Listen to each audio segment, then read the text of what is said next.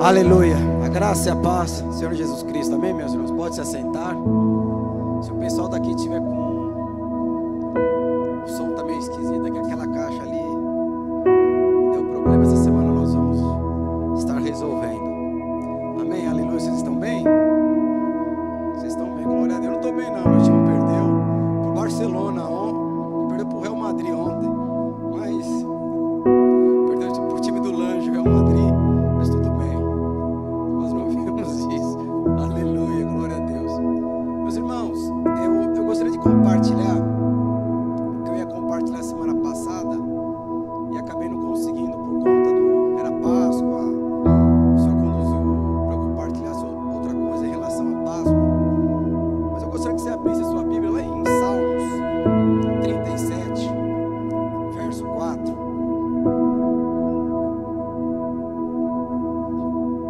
Esse é um versículo poderoso. Na outra versão aí, ó. É um versículo poderoso que você deveria orar esse versículo, acho que todos os dias, meditar. E Salmos 37, verso 4. É real, desculpa. Isso. Sabe aqui as versões aí? Olha só o que fala. Agrada-te do Senhor e Ele satisfará os desejos do seu coração. Tá aí o segredo. Você quer casar? Agrada do Senhor, que Ele vai mandar, olha, o príncipe encantado. E não vai ser o xereque. Você fala, aleluia, glória a Deus. Você quer adquirir um bem, propriedade? Agrada do Senhor.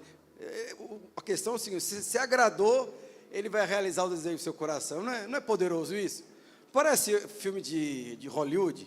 Parece a lâmpada de Aladim. Você esfrega lá 3 vezes e faz 3 pedidos. Parece isso.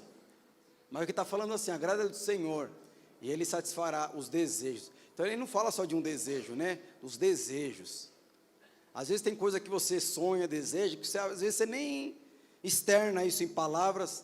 Tamanho você sabe a complexidade, dificuldade de trazer a realidade. Mas Ele fala, quando você se agrada dEle, Ele vai satisfazer os desejos do coração.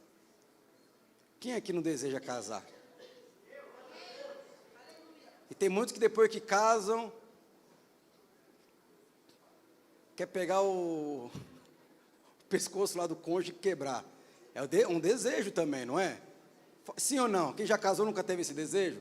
Eu casei, não, aqui não, né? Eu lembro quando casei com a Eloá, no começo eu brigava muito com ela, ao ponto de eu falar assim: olha, minha vontade é pegar seu pescoço. Então é o desejo do coração dela. Mas o Senhor não vai realizar esse tipo de desejo. E quando você ora para o Senhor abrir as portas do emprego para você, aquele emprego para você ganhar melhor, para você conseguir fazer o que você gostaria de fazer, para você conseguir levar uma comunhão melhor na célula, para você não ficar levando tampico e tomando Coca-Cola, sabe? Você pede para o Senhor abrir as portas, e Ele abre, e Ele vai satisfazer o desejo do seu coração, não é isso? E quando essa porta que Ele abriu não está mais agradando o seu coração, aí você começa a desejar que o Senhor mande fogo do céu para consumir o seu patrão. Você pede para orar para o Senhor, remover todos. Ele vai satisfazer esse desejo também. Então você percebe que no nosso coração tem muitos desejos. Nos nossos corações tem muitos sonhos. Imagine, e infelizmente não. Se Deus fez assim, é assim que nós somos. Nós somos pessoas que são conduzidas por sentimentos. Então, às vezes você quer o bem de uma pessoa, passa o tempo, depois você quer o mal dessa mesma pessoa. Às vezes você sonha para que essa pessoa se converta. Estão mexendo aí? Som. E aí depois essa pessoa, depois que se converte, ela faz um mal para você, você não quer mais que converte, você quer que desvie a conversão, volte ao... Sabe? Então, mas é muito importante nós entendermos o contexto de um princípio. Você pode ter certeza que quando você se agrada do Senhor, Ele vai satisfazer os desejos do seu coração. Mas desejo que, na verdade, tem a ver com a eternidade. Agora, você precisa entender em que contexto, muitas vezes, o Senhor ele libera princípios tão poderosos nas nossas vidas. Porque tem muita coisa no seu coração que ainda não foi realizado, porque no dia mal, na dificuldade, na resistência, você não se agarra a Ele. Você não se deleita dele, você se deleita em outras coisas. E é nesse contexto que Davi, ele explicou isso aí. Tem um outro exemplo. Todo mundo aqui deve conhecer aquele versículo que fala: aquilo que é impossível para o homem é possível para Deus. Mas é interessante que tem gente que coloca esse princípio como se fosse para comprar uma casa, um carro, casar, empreender, todas essas coisas, mas não tem nada a ver. A palavra de Deus fala que um dia chegou um jovem rico, que tinha muito dinheiro, e falou para Jesus: Jesus, como que eu faço para ter a vida eterna? Ele vai cumprir os mandamentos. Eu cumpro tudo, todos os mandamentos eu cumpro. Aí o que ele falou, Jesus?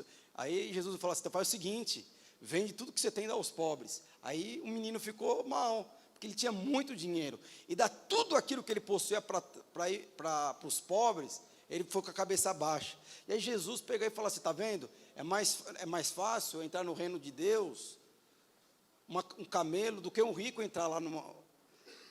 E é interessante que você percebe, aí entra o Pedrão na parada.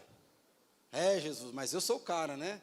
Porque eu sim, nós largamos a nossa família, aí nós largamos eu larguei da minha esposa, larguei da minha família, para seguir o Senhor. E aí Jesus, ele vai lá e responde algo para Pedro, que tinha a ver tanto com o rico, como com o seu discípulo.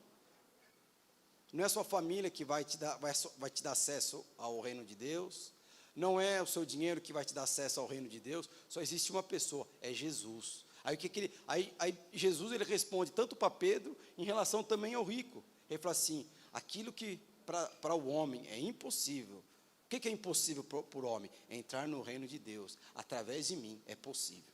Então você percebe, quando você coloca um princípio num contexto errado, você vai ter consequências na sua vida. Quando o Senhor fala de coisas impossíveis na sua vida, Ele está falando da eternidade. Quando você coloca eternidade na sua vida, aquilo que é impossível vai se tornar possível. Mas quando você exclui a eternidade na sua vida, aquilo que é possível vai se tornar possível na sua vida, mas vai ser um tormento para você. Você precisa entender o contexto que muitas vezes Jesus coloca um princípio. E eu gostaria de falar em cima desse contexto, porque é poderoso. Quando o Senhor fala, olha, na verdade não foi Jesus, aqui foi Davi falando: agrada-te do Senhor. Tem alguns versículos ele fala: deleite, desfrute do Senhor, e Ele satisfará os desejos do seu coração. Mas em qual contexto que ele fala isso? Eu gostaria que você abrisse em Salmos, lá 37, verso 1 ao 17. Se alguém puder me trazer uma água. Eu não sei se quem traz a água está no mesmo time que o meu, está mal, aí está mal também comigo, não sei. Mas amém. Vamos lá, Salmos capítulo 37, verso 1 fala o seguinte: não te indigneis por causa dos malfeitores, nem tenha inveja dos que praticam iniquidade, pois eles dentro em breve definharão como a relva e murcharão como a erva verde. Confia no Senhor e faze o bem, habite na terra e alimente-se da verdade. Agrada-te do Senhor e Ele satisfará os desejos do teu coração. Entrega o teu caminho ao Senhor, confie nele, o mais Ele fará sobressair a tua justiça com a luz ao teu direito, e ao teu direito com o sol ao meio-dia. Verso 7, descansa no Senhor, espere nele, e não te irrites por causa de homens que prosperam em seu caminho, por causa do que leva a cabo os maus desígnios. Deixe a ira, abandone o furor, a raiva, não te impacientes, certamente isso acabará mal, porque os malfeitores serão exterminados, mas os que esperam no Senhor possuirão a terra. Verso 10, mas um pouco de tempo, já não existirão o ímpio, procurarás o seu lugar e não acharás, mas os mansos herdarão a terra e se deleitarão na abundância da paz. É nesse contexto que ele fala: alegra-te do Senhor e Ele satisfará os desejos do seu coração. Então é interessante que aquele verso 1, o que ele fala aqui? Não fique indignado, não fique irado, não fique nervoso com os malfeitores. Quem são os malfeitores? Aqueles que praticam maldade. Aí depois ele fala: não inveje aqueles que praticam iniquidade. O que é uma pessoa iníqua? Pessoa iníqua é aquele que pratica injustiça, é aquele que faz perversidade, E os malfeitores, na verdade, eles causam dano. Então, na verdade, se você for ver aqui questão de maldade, ele tá falando aqui da prática. Que você não deve ficar nervoso com a prática de pessoas que fazem maldade. Então, eu não sei, não tenho certeza, você já deve ter sofrido algum tipo de injustiça, de maldade, de dano, de injustiça. E a palavra de Deus está falando aqui, não fique nervoso por conta dessas pessoas que, na verdade, eles causam dano na sua vida. Alguém aqui já ficou nervoso por pessoas que causaram dano na sua vida, prejuízo na sua vida?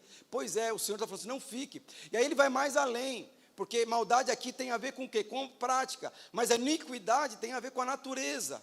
Então, na verdade, por que essas pessoas praticam maldade? Por que essas pessoas, elas podem fazer o bem e não fazem o bem, querem fazer o mal? Você já viu aquele ditado, né? Se a pessoa pode complicar, por que ela vai facilitar? Alguém conhece esse ditado? Você já eu falei, puxa vida, em vez de ajudar, atrapalha. Mas é interessante que a iniquidade aqui está mais associada, então, com a natureza. E porque você tem uma natureza iníqua, você, automaticamente, as suas práticas vão ser de maldade.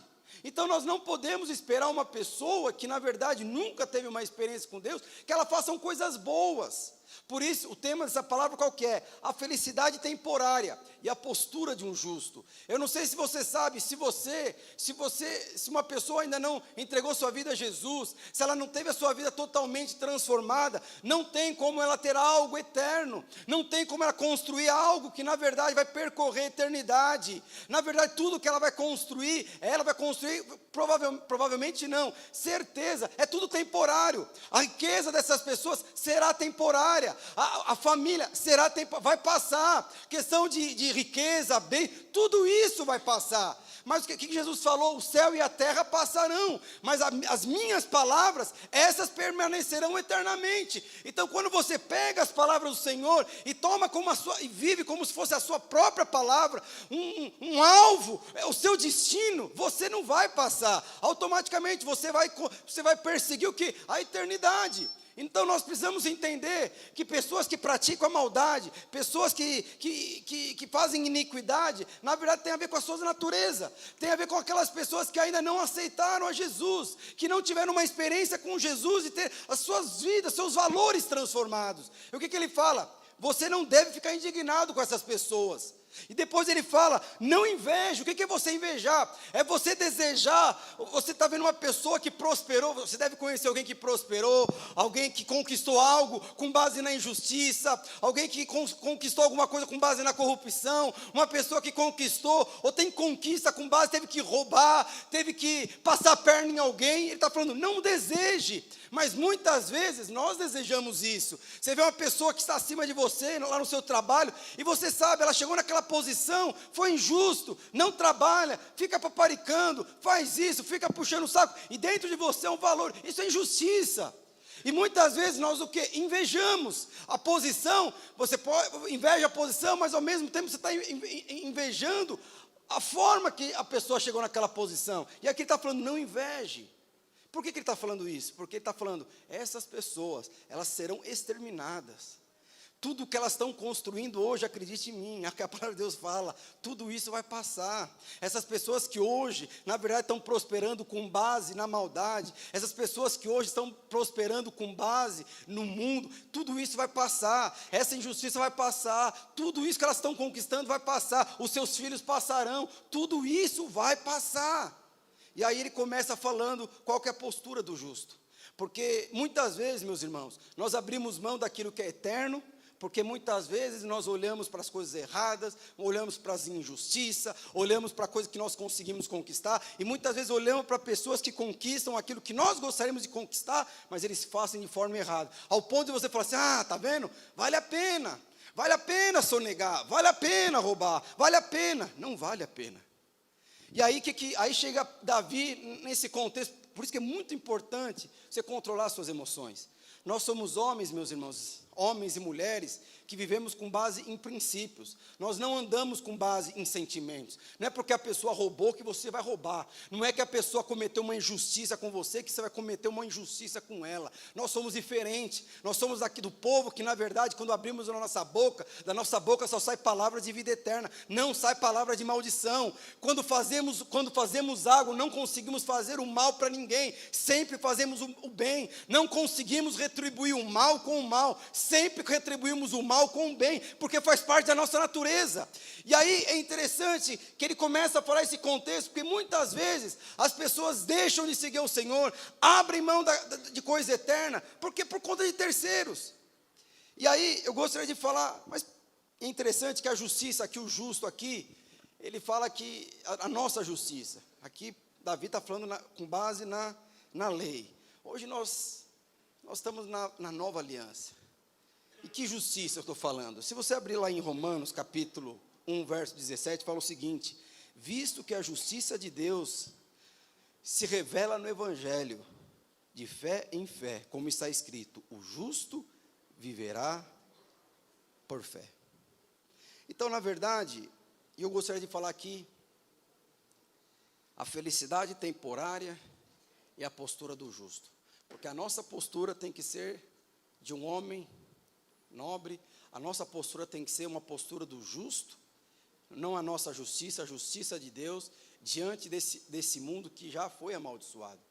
E você só vai ter o melhor de Deus na sua vida, quando você, na verdade, tem uma postura coerente ou condizente com a sua identidade. E aí Paulo, a partir do verso 3, Davi, ele começa falando como tem que ser a sua postura diante da adversidade. Como tem que ser a minha postura quando muitas vezes nós sofremos o dano, quando nós estamos andando muitas vezes com pessoas que desejam o nosso mal. Porque, na verdade, quando Davi, a maioria dos salmos que Davi escreveu, ele estava sendo perseguido para morrer. E é interessante que Davi não falava, mata ele, faz aquilo, faz isso, agora não faz. Não, Davi falou assim, Senhor, guarda o meu coração. Mas é interessante que Davi ele fez algo que, com certeza, é o final do verso 11 que você tem que ter. Abundância da paz. É interessante que você não vê muitos versículos que falam abundância da paz. O que é abundância da paz? É fartura. Mas no final eu quero falar sobre isso. Mas eu gostaria de falar aqui rapidamente de 6 posturas que todo justo tem que ter diante dessa sociedade. A sua justiça, ela tem que, na verdade, ser coerente com a sua identidade. E a primeira coisa que o rei Davi fala aqui é no verso 3. Eu gostaria que você fosse passando os versos. O que ele fala no verso 3? Primeira coisa, que é a postura minha e sua, é confiar no Senhor. O que ele fala? Confia no Senhor e faz o bem. Habita na terra e alimenta-se da verdade. Então, na verdade, ele fala que você tem que confiar no Senhor e fazer o bem. É interessante que o antídoto para você muitas vezes não ficar mal com a adversidade, o antídoto de você não ficar mal, quando você vê pessoas que prosperam com base na injustiça, o antídoto para você não ficar mal com isso, porque você também quer prosperar e não consegue prosperar, ao ponto de você achar que você está na chapada, você não vai prosperar, você não vai avançar, você não vai conquistar. E é interessante que o antídoto para tudo isso, o antídoto para que você não viva num ambiente de iniquidade, o antídoto chama-se o quê? Confiar em Deus. E se alimentar da verdade. É isso que ele está falando aqui. Então, a primeira coisa que Davi falou assim, confia no Senhor. Sabe, a palavra de Deus fala que esse mundo já é do maligno, já está condenado. Eu sei que muitas pessoas ainda não colocam a sua vida, a sua expectativa nesse mundo. A palavra de Deus fala que esse mundo jaz do maligno, já é condenado. Alguém aqui já viu o filme do Titanic? Você viu lá o barquinho lá, estava lá, de repente o barquinho bate lá no iceberg, e está Rose, como chama lá o rapaz lá, o Jack, a Rose e o Jack, aí chega o general e fala, olha, pega o barquinho ali e vão embora, porque esse navio vai afundar. Não tem outro destino. É esse mundo, esse é o destino do mundo. Mas o Senhor aqui ensina como que nós devemos viver nesse mundo. Porque, na verdade, nós somos aqui o sal dessa terra. luz no meio das trevas. E a primeira coisa que nós precisamos aprender a entender é que, na verdade, nós precisamos confiar no Senhor. E a única forma de você não ficar irritado, a única forma de você não nutrir o seu sentimento de raiva, de inveja, dessas pessoas que praticam maldade, dessas pessoas que fazem iniquidade, a única forma de você não nutrir os sentimentos que não condiz com a sua identidade, é você confiar no Senhor. Não existe outra forma. Sabendo que o Senhor está te guardando, sabendo que no Senhor, na hora certa, Ele vai reverter tudo ao seu favor. Esse é o antídoto de você não alimentar seu sentimento, o seu coração, de sentimento que na verdade vai te levar à destruição. Segunda coisa que ele nos ensina aqui, que é o verso 4, vai lá no verso 4, agrada-te do Senhor, e Ele satisfará os desejos do seu coração. Segunda coisa que nós precisamos entender, chama-se o que? Contentamento. É interessante que lá em Hebreus capítulo 12, verso 2, fala que nós devemos olhar firmemente para o autor e consumador da nossa fé. O que é autor? É aquele que iniciou, aquele que escreveu, aquele que começou. O que é... E ele fala que nós devemos olhar para Jesus. Mas qual que é a dificuldade que nós temos de no dia mau? Porque esse contexto aqui foi feito no dia mau. Esse contexto e esse versículo foi escrito num dia de perseguição, num dia onde as pessoas estavam prosperando, mas eu não prospero. Eu faço certo, eu dou imposto certo, eu não sonego nada, eu não fico olhando para ninguém, eu não fico cantando mulher que é comprometido, eu não fico vendo isso, e tudo dá errado para mim. Que coisa estranha é essa? Nessa circunstância que Davi foi lá e escreveu esses salmos. Mas o que ele falou aqui? Agrada-te do Senhor, ele está falando, está no dia mau, no dia da dificuldade, no dia que você vê as pessoas fazendo maldade, elas mesmas estão crescendo, sabe? Não olhe para elas, não olhe para a dificuldade, não olhe para aqueles que estão prosperando sem o Senhor. Agora você, olhe para o Senhor, se agrada dEle, se deleita dEle. Entenda que na hora certa o Senhor vai reverter as coisas para você, mas pare de olhar, é isso que ele está falando aqui, se deleite, na hora do dia mau, na hora da dificuldade, na hora que eu estou pensando em desistir, vai para o seu quarto, chora, Senhor fala comigo, envolve meu coração, se agrada, ame Ele, busque Ele, isso que o salmista aqui está falando. E é interessante que o ambiente onde você está inserido vai te levar a isso. O ambiente, as pessoas que estão ao seu redor, vai te levar a isso. Eu estava vendo ontem, eu fui ver um filme com as minhas filhas, está na Netflix.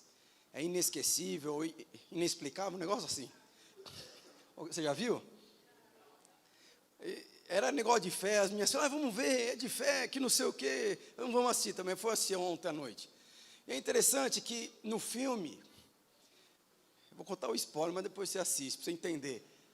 É um casal, o filho ficou com um problema, quase morreu.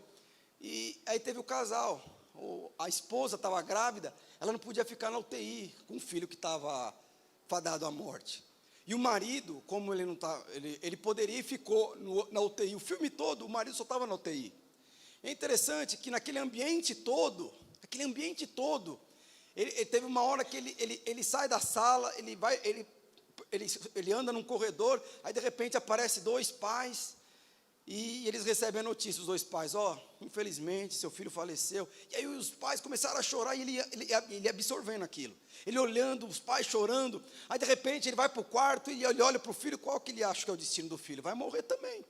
Está aqui um negócio só gente morrendo, vai morrer também. E aí ele vai lá e ele deita na cama, na UTI, fica deitado do lado e várias cenas dele dormindo, de repente as enfermeiras entrando lá no leito do menino, tentando ressuscitar, porque teve uma parada cardíaca, e ele fica acordado, assustado, e ele falava assim, eu não consigo crer. E é interessante, em paralelo a isso, era uma mulher, porque ela não podia estar na UTI, porque estava grávida, ela ficava orando, mostrava ela na cama, ela orava, Senhor move, Senhor faz, e tinha uma célula lá, você acredita nisso? Não fala que é uma célula, mas é um senhorzinho, provavelmente é o tio, ele pegava, reunia as pessoas e começava a orar, mas ele mesmo, o pai, teve uma hora que ele falou assim para a esposa, eu não consigo acreditar Eu não consigo me alegrar no Senhor. Eu não consigo desfrutar do Senhor nessa hora, porque eu não consigo acreditar que o Senhor vai reverter toda essa situação. Você vê como é difícil você ter fé num ambiente de maldade, de gente que pratica iniquidade. Você vê que você não nasceu para ficar no meio dessas pessoas, mas muitas vezes você vai ser enviado para ser luz, para salgar essas pessoas. Mas muitas vezes você não consegue se agradar do Senhor no dia mal, porque na verdade os principais vínculos de relacionamento, onde você sempre vive, são pessoas que na verdade não estão ali para alimentar a sua fé, não estão ali para dar uma palavra de vida eterna, não estão para fazer isso. E é interessante que a virada, depois você vê o filme, eu estou contando todo aqui, né? Mas a virada do filme é quando muita gente entrava lá, o padre rezava tal, mas de repente entrou um velhinho, de cabelo branco, velhinho, com a pastinha dos Correios. Ele entrou assim na porta, que aí teve uma hora que foi uma virada no filme.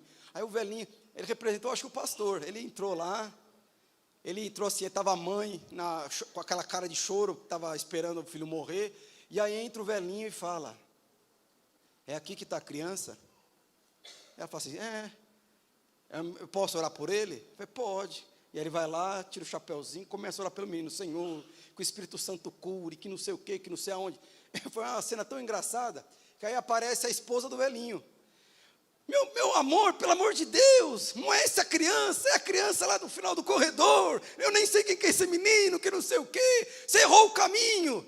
E aí o velhinho, ele olhou para a mãe, porque a mãe, né, mudou até o semblante de coração daquele velhinho. Aí ele pega e ele fala assim, o caminho do Senhor nunca vai dar errado. E pegou a bolsinha e foi embora. E é interessante que é o que muitas vezes acontece na minha vida e na sua vida. Você não consegue fazer o bem, você não consegue se deleitar no Senhor, porque às vezes você tomou um caminho errado. Mas às vezes o Senhor vai em contra ao seu caminho. E depois que Ele te encontra no seu caminho, que não deveria ser o seu destino, mas está sendo, Ele vai endireitar as suas veredas. E você vai voltar para o caminho certo. Mas é muito importante. E depois, o que acontece? Aquele homem, de repente ele percebeu que só existia uma forma dele reverter tudo aquilo. Qual que era a forma? Se agradando do Senhor. E ele começou a se agradar do Senhor. E toda a circunstância é revertida em favor daquele pai. Então nós precisamos entender, porque foi nesse contexto que Davi escreveu, agrada-te do Senhor, que Ele satisfará os desejos do seu coração. Na verdade, o que Davi queria ficar? Davi queria continuar vivo. Davi queria que a perseguição parasse. Davi queria, na verdade, ver outras coisas, viver com os filhos, com a esposa, mas ele não conseguia por conta da perseguição, por conta da falta financeira, por conta da incredulidade, muitas das pessoas que estavam perseguindo ele. Mas o que ele está falando aqui? Se contente, meus irmãos, se contente com a presença do Senhor, se contente com a vida que Deus já liberou sobre a sua vida. É isso que você precisa. As outras coisas, elas vão ser acrescentadas na sua vida. Agora, quando você acha que a vida do Senhor só é mais uma coisa, só é mais um ingrediente dentro daquilo que você precisa, você não entendeu nada. E aí foi nesse contexto que ele falou, agrada do Senhor. Então, contenha-se no Senhor, contente-se nele. Se você está passando por dificuldade, eu te dou aqui um conselho que Davi fez isso e teve sucesso na sua vida. Se agarrou nele, se agradou nele, se deleitou nele. Terceiro, versos 5 e 6. Então a primeira coisa é confiar, segunda coisa, contentamento, terceira coisa, certeza. Olha o que fala no 5 e 6. E aí depois ele continua, entrega o teu caminho ao Senhor, confia nele, e mais ele fará. Fará sobressair a tua justiça, como a luz ao teu direito, como o sol ao meio-dia. Então é interessante, que depois do verso 4, o que ele fala? Ele fala de 3 ordens e uma promessa. Quais são as 2 ordens que ele fala para você? Primeira coisa, entrega. Entrega o que, meus irmãos? O teu caminho. Como é difícil, meus irmãos. Você está trilhando um caminho, você planejou, você orçou, e de repente o Senhor entrega o seu caminho, entrega o seu destino. Por Davi fez, Davi entregou o caminho dele para o Senhor. Davi entregou o destino da vida dele ao Senhor. Depois ele fala, de novo, confia nele. Então são duas coisas, duas ordens que o Senhor fala para mim e para você. Você quer ser exitoso no seu casamento? Entregue seu casamento ao Senhor.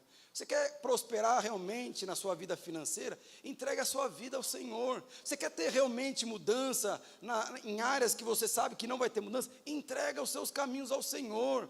A palavra de Deus fala que os caminhos de Deus, lá em Isaías, são muito mais elevados do que os nossos caminhos, que os pensamentos do Senhor são muito mais altos do que os nossos pensamentos. Em outras palavras, é muito melhor, Ele tem muito mais abundância, Ele sabe o que você não sabe, Ele vai para caminhos que você sozinho não vai conseguir ir, Ele vai te levar em triunfo, em vitória, Ele vai pelejar as suas guerras, e Ele que vai te trazer a vitória. E o que Ele está te falando? Mas confia, entrega o seu caminho para Ele, entrega aquilo que você não consegue fazer, entrega aquilo que naturalmente, mesmo sendo possível você fazer, mas vai dar errado, entrega para Ele, confia nele. Aí depois Ele falar, o resto Ele vai fazer. O que Ele está falando? Ele vai fazer sobressair a tua justiça.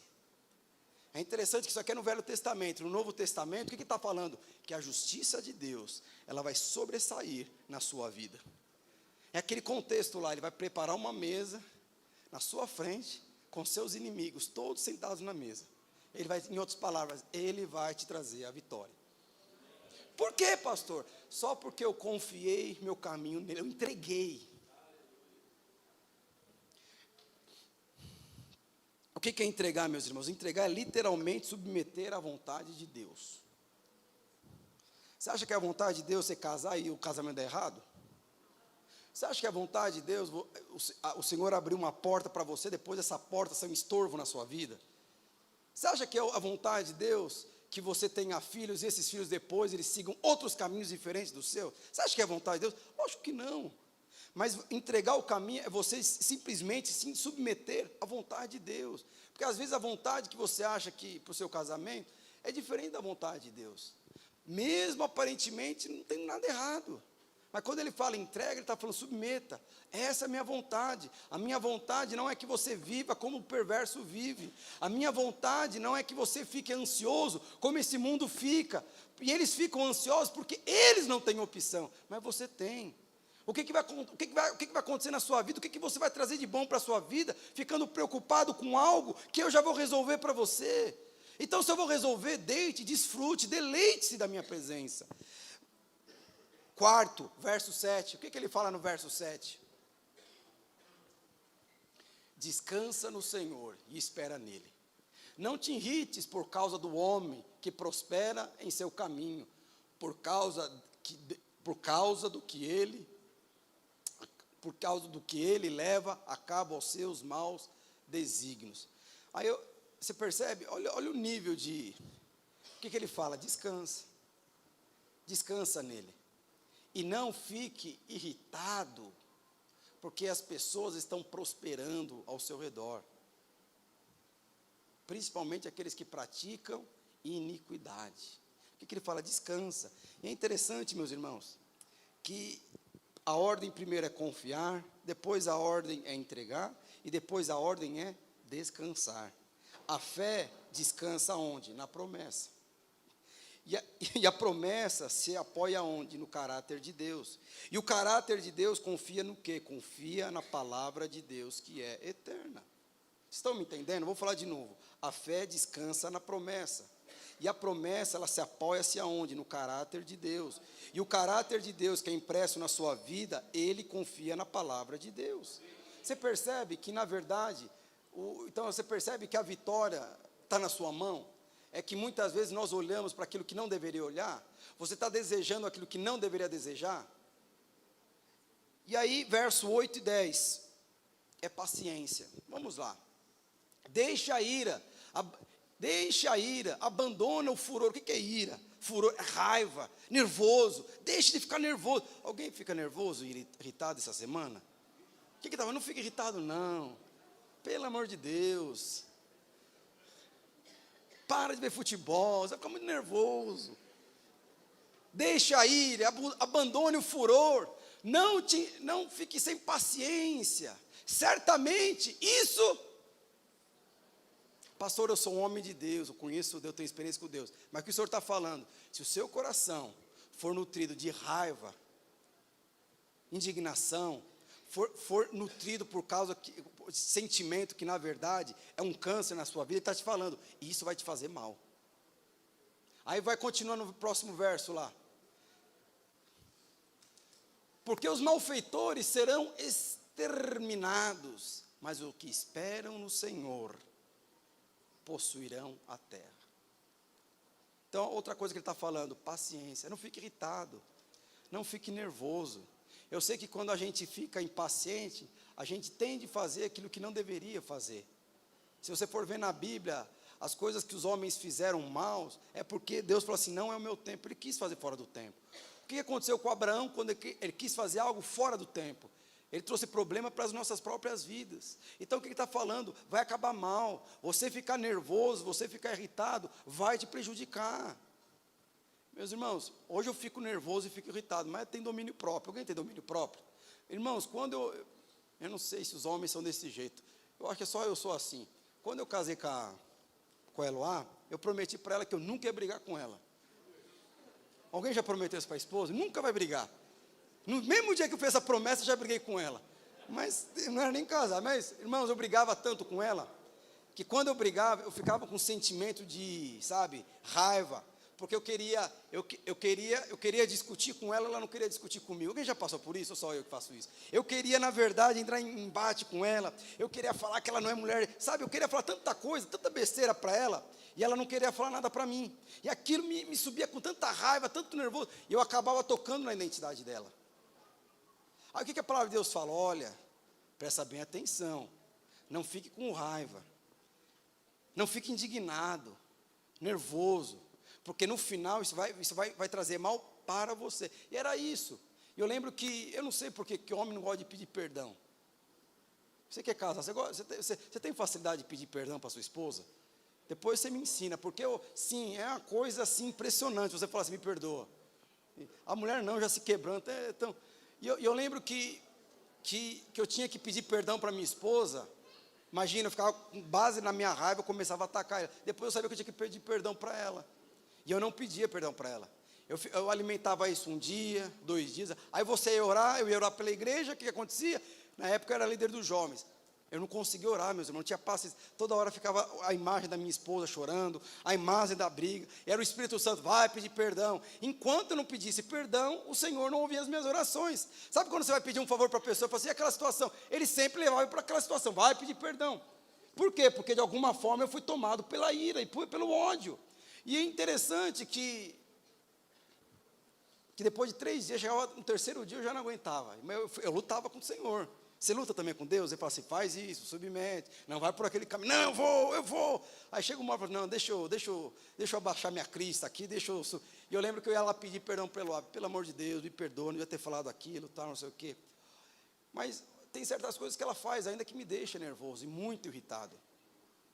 Mas eu já sei, toda vez que o meu coração está tomado por ira e por nervoso, eu não falo o que eu penso.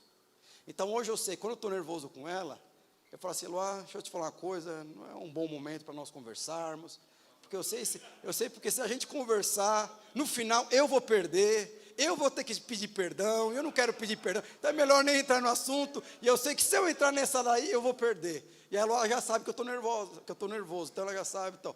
Antigamente, meus irmãos, quando eu liderava, eu ficava nervoso com o discípulo, eu descascava o discípulo.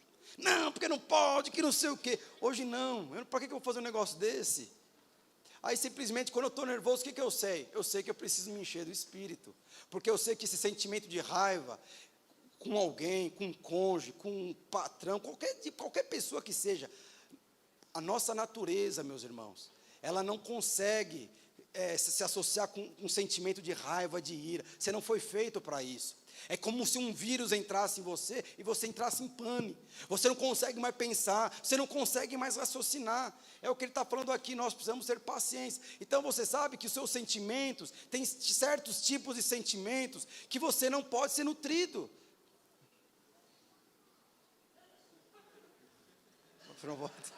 Obrigado. É que eu estou vendo aquele tanto, eu vou para lá, eu vou para cá, mas amém, glória a Deus. E por fim, verso 11. Aí o que ele fala?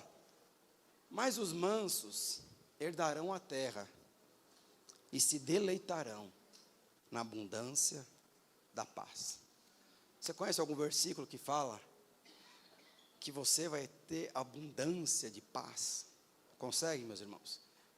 É interessante, eu falei para você de tantas coisas que muitas vezes nós queremos conquistar fora da presença de Deus.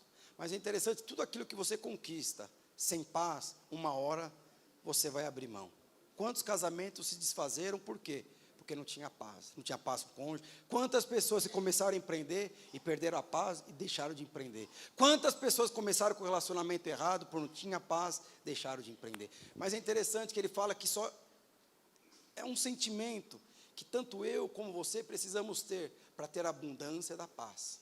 É interessante que mansidão aqui, ou manso, é fruto do Espírito. O que é mansidão aqui? É aquele sentimento de gentileza. É interessante que a mansidão aqui, ela é controlada pela fé. Quanto mais fé você tem, mais a sua mansidão é controlada. Então você percebe, a palavra de Deus fala que Moisés era o maior líder daquela época. E ele era a pessoa mais mansa da terra. Em outras palavras, ele, pelas coisas que ele estava fazendo, ele deveria ser a pessoa mais nervosa, mais irritada, mais, sabe, mais assim, ansioso. Mas ele falava que era a pessoa mais gentil. Era a pessoa mais dócil. A palavra de Deus, a palavra fala que Jesus, ele foi o homem mais poderoso que passou na face da terra, mas ele foi o homem mais manso que passou na face da terra. Então você percebe que mansidão aqui é uma característica que você precisa ter para trazer paz na sua vida e para trazer paz ao ambiente que muitas vezes te rodeia.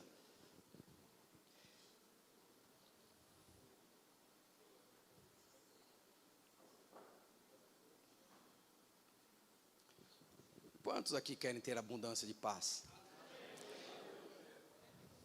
Eu gostaria que você abrisse a sua Bíblia. Eu queria que o pessoal do louvor subisse.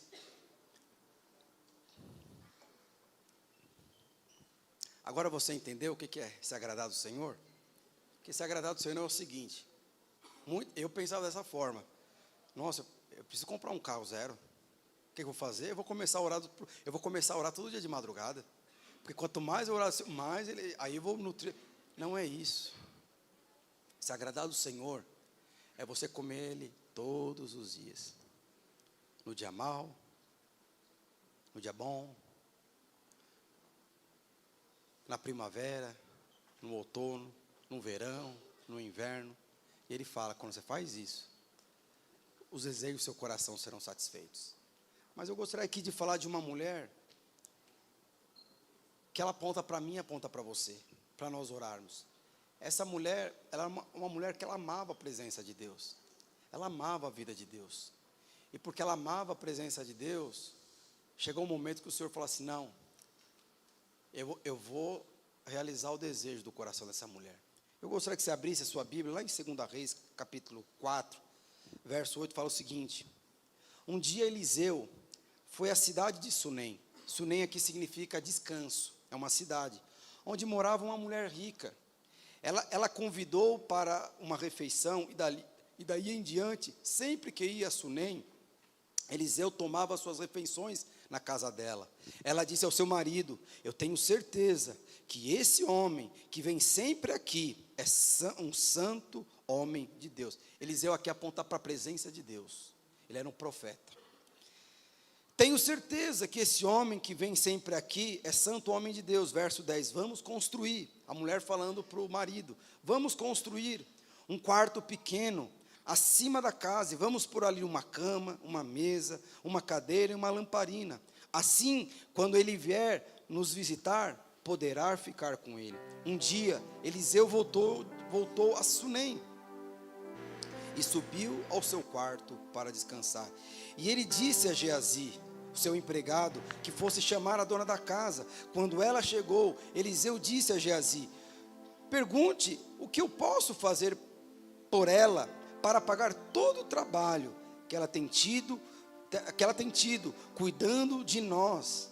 Talvez ela queira que eu vá falar com o rei ou com o comandante do exército. Mas a mulher respondeu, eu tenho tudo o que preciso aqui no meio do meu povo. Meus irmãos, para você entender. A palavra de Deus fala que essa mulher era muito rica. E ela era casada com um homem, que o homem já era velho. Só eram os dois, era o marido e a esposa. Era o cônjuge. E a palavra de Deus fala que todas as vezes Eliseu ia para aquela cidade. Aquela cidade tinha um significado, a cidade do descanso. Todo mundo que queria descansar, toda vez que Eliseu, que aponta para a presença de Deus, ele ia para aquela cidade descansar. Então toda vez que ele estava cansado, para onde que ele ia? Para Sunem. Sunem aponta para quê, meus irmãos? Aponta para a sua vida e para a minha vida. Você tem que ser o ponto de descanso para a pessoa do Espírito Santo. É interessante que aquela mulher, ela viu que, poxa, ela pegou e falou com o marido: olha, vamos fazer uma coisa, vamos fazer uma casa, e nessa casa, vamos colocar um quarto, uma cama, uma cadeira, um mezanino, vamos fazer tudo, para que quando ele venha, ele possa descansar na minha casa. Esse é o desejo do Espírito Santo na minha vida e na sua vida. Naquela época, Eliseu, ele só visitava, hoje não. Eliseu, que representa a pessoa do Espírito Santo, ele não visita, ele habita. E aí a palavra, você vê que era uma mulher que amava a presença de Deus. E aquele homem que representava a presença de Deus, ele se incomodou com aquela mulher. Aquela mulher não precisava fazer aquilo. Assim como Davi não precisava construir um tabernáculo para Deus, não precisava. E aquela mulher, de alguma forma, tinha o mesmo coração de Deus. Eu quero a presença de Deus na minha casa, eu quero a presença de Deus na minha família, eu quero a presença de Deus nos meus alvos, eu quero a presença de Deus aqui, eu quero constantemente 24 horas. Era isso que ela estava falando. E aquele homem ficou constrangido. Ele falou assim: eu preciso fazer alguma coisa para agradar essa mulher. E aí ele chega e ele fala: o que eu posso fazer para te agradar? Você acha, meus irmãos, que tudo que você faz em detrimento do Evangelho da graça, você não vai ter nada, o Senhor não vai te retribuir em nada? Deus vai te retribuir em dobro, você pode ter certeza. Você acha que você que abre a sua casa para um grupo de 20 pessoas, um monte de criança, você que abre a sua casa para que uma cela de jovens e adolescentes, você acha que o Senhor não vai retribuir isso para você, meus irmãos? Mas você pode ter certeza. Agora você imagina aqui, nesse contexto, o Senhor fazendo uma reunião lá com a Trindade. Como que nós vamos fazer para abençoar a vida do Felipe e da Tati? Sabe, olha o que eles estão fazendo. Eles não estão esperando nada em troca. Eu preciso fazer alguma coisa. O que eu posso fazer? O que eu posso fazer? O que eu posso fazer para abençoar aqui a vida do Ederbal? O que eu posso fazer para retribuir a integridade do norte em meio da adversidade? O que eu posso fazer? Ele pega e fala: se você quiser, olha só, meus irmãos, eu posso falar com o governador, com o rei dos exércitos. O que aquela mulher falou? Eu não preciso de nada, pois você já está aqui. Então, a pessoa que ama a presença de Deus, meus irmãos, ela sabe que ela já tem tudo. Ela não vai ficar magoada porque perdeu um carro, porque não conseguiu aquele emprego, por mais que isso possa muitas vezes nos abalar, mas uma pessoa que ama a presença já sabe: eu tenho tudo na minha vida, os meus filhos têm tudo. E é muito importante você entender e conhecer o Deus que você serve. Para voltar no filme, então interessante que o cara, no filme que eu assisti com as minhas filhas, tinha uma cena ali que muitas vezes tem a ver conosco, a nossa ignorância em relação a Deus. Por isso que muitas vezes nós não confiamos os nossos caminhos ao Senhor. O marido falava assim: eu não acredito que Deus possa reverter, eu não acredito. Ele falava. Aí de repente veio um senhorzinho, que na verdade eu acho que era um outro tio dele, e ela estava grávida. Ele falou assim eu não lembro o nome do marido, ele falou assim: olha, você precisa entender como Deus trabalha. E ele falou assim: como assim como Deus trabalha? Você já viu sua esposa grávida? É, vi. Pois é, você precisa entender os sinais no filme. E ele pegou, eu disse: que sinal? Você não está entendendo? Um filho o Senhor está tomando e outro Ele está trazendo. Em outras palavras, o Senhor está tirando um e está acrescentando outro. Você imagina se servisse um Deus desse? Que para compensar a perda Ele vai mandar outro filho? Você acha que Deus ele é um Deus que está aqui para tirar filhinho de mãe, depois dar outro? O cara ficou indignado, mas muitas vezes nós somos assim. Nós achamos que Deus está aqui, Ele está preocupado, o Senhor está procurando uma oportunidade, alguma coisa de disciplinar. Ele não está fazendo isso. A palavra de Deus fala que toda a ira de Deus foi colocada em Jesus Cristo. Como o pastor Aloysio falou, nós falamos muito pouco da bondade de Deus. Se você conhecesse a bondade de Deus de forma muito mais ampla do que você já conhece, você não ia pensar duas vezes em entregar todos os seus caminhos ao Senhor, confiar nele, descansar nele, entendendo que Ele vai fazer por você, ainda mais em momentos de adversidade, em situação que você percebe: eu não tenho força, parece que estão todos se levantando contra mim. E aquela mulher falou assim: eu não preciso de nada, eu tenho tudo aqui. E aí, continuando no verso 13, aliás, verso 14, Eliseu perguntou a Geazi: então o que eu posso fazer por Deus? Olha só, era a presença de Deus de alguma forma querendo abençoar. O que eu posso fazer? Ele disse: bem, a mulher não tem filhos e o marido é velho. Diga a ela que venha aqui, ordenou Eliseu. E ele a chamou. E ela ficou na porta. Então Eliseu disse: no ano que vem, por esse tempo, você carregará um filho no colo. Aquela mulher, provavelmente quando ela era criança, um adolescente, que geralmente o garoto ele sonha em ser jogador de futebol, mas a mulher sonha em ser mãe. Provavelmente naquela circunstância ali, você imagina aquela mulher na adolescência, ela sonhava, ela podia ver a mãe: eu quero ser mãe, eu quero ser uma mãe como minha mãe foi comigo, eu quero ser como a minha avó. Vai chegar sabe, aquelas crianças que ficam brincando com bonequinhos, já na verdade refletindo o sonho, o desejo de quando crescer: eu quero minha família. E provavelmente aquele era o desejo do coração daquela mulher, mas aquele desejo provavelmente deve ter morrido. Por que aquele desejo morreu? Porque na verdade o seu marido estava velho. Mas como eu falei para você, se existe uma pessoa que olha para o seu coração e vai fazer de tudo para trazer a realidade, mesmo que são coisas para mimar você, porque um filho no momento na vida daquela mulher não ia acrescentar nada para ela. Aquela mulher já estava satisfeita, ela tinha a presença de Deus, e ela não estava amargurada de não ter um filho, porque ela estava completa. Eu tenho a presença, eu tenho um homem bom. Mas de alguma forma o Senhor viu, existe algo no coração dela, desde a adolescência, desde a sua juventude, que não foi realizado. Eu vou realizar. O que aconteceu? Aquela mulher, é interessante que tudo que eu falei aqui, em Salmo 137, essa mulher, ela tinha todas as características de um justo. Mas no momento de adversidade, você pode perceber, aquela mulher se agradou do Senhor. Aquela mulher, a preocupação daquela mulher é ter a presença dentro de casa. E por ter a presença dentro de casa, o que aconteceu com ela? O Senhor satisfez um desejo do seu coração, um desejo que provavelmente havia morrido. Quantos aqui sonham em ser empresário e já enterrou há muitos anos porque foi para caminhos errados? Quantos aqui sonharam em ter um casamento bem sucedido e hoje não conseguem pagar as próprias contas? E nem sonham, nem tem coragem de pedir isso para Deus, porque ele já sabe que essa área já foi para UTI e morreu há muitos anos. Deixa eu te falar, o Deus que nós servimos não é o Deus que mata sonhos e nem desejos. É o Deus que nós servimos, é o Deus que realiza sonhos e desejos do coração dos seus filhos. Por quê? Porque Ele nos ama. Você é filho e você é amado. E às vezes no seu coração é algo que você deseja, que não vai tocar na sua eternidade, não vai comprometer o propósito, mas porque você é filho, você é amado, Ele gosta de mimar para você. Às vezes minhas filhas ficam pedindo para eu comprar coisas que, você sabe que, me dá um chocolate, me dá um brinquedo. Você sabe que você comprando um brinquedo às vezes para uma criança, vai passar 2 meses, ela vai deixar o brinquedo do lado. Mas só aqueles momentos, aqueles minutos da sua criança pegar o brinquedo, abrir o embrulho e ver o sorriso, nada, isso não tem preço. Eu imagino que Deus é muito maior. Ele, quando vê você feliz, Ele vê você numa circunstância que você deveria naturalmente estar ansioso, preocupado, triste, está feliz, está alegre, porque o meu Deus já vive. Porque Ele vive, eu posso crer no amanhã. Eu não tenho como satisfazer um desejo do coração dEle.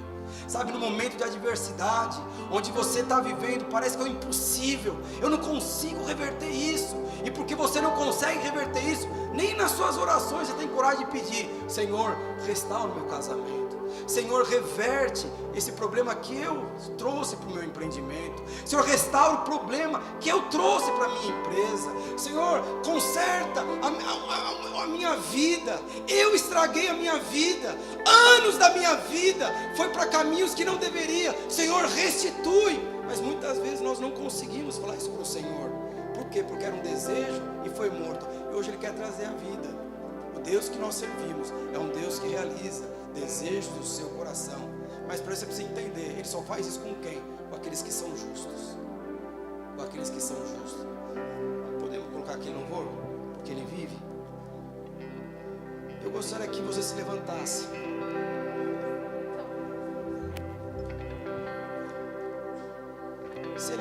Se ele realizou o desejo de uma mulher, por que ele não pode realizar?